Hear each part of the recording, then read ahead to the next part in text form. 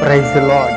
నువ్వు అనుకుంటున్నావా నాకు ఎవరు లేరు ప్రభువా, లోకమంతా నన్ను వెలివేసిందయ్యా, ఇంకా నా జీవితం ఎందుకు ప్రభువా అని నువ్వు అనుకుంటున్నట్లయితే ఈ వీడియో నీకోసమే.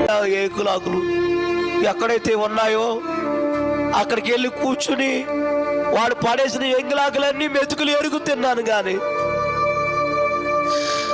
కడుపు నిండలేదండి. అప్పుడు అనుకున్నాను, నేను ఎవరి కోసం బ్రతకాలి, నాకెవరున్నారు బ్రతకాలి,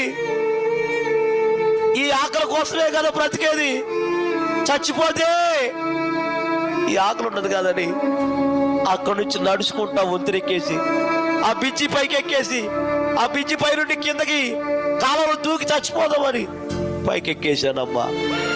ఒక్క నిమిషం ఉంటే చచ్చిపోతాను నేను.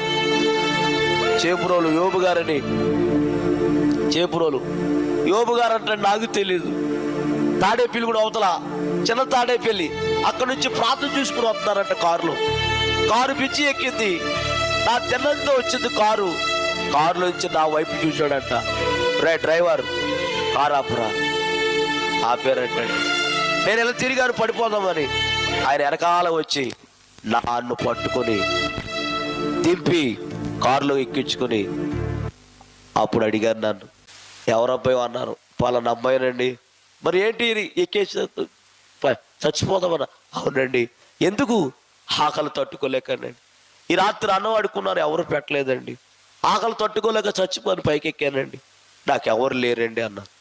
అప్పుడు ఆయన అన్నాడు, నీకెవరున్నా ఎవరు లేకపోయినా నీకు యేసయ్య ఉన్నాడు, రా. నన్ను తీసుకెళ్ళి నన్ను పెంచి బైబిల్ ట్రైనింగ్ ఇచ్చి ఒక సేవకుడుగా నన్ను తయారు చేశాడు ఆయన. హల్లెలూయా చెప్పాలి గట్టిగా.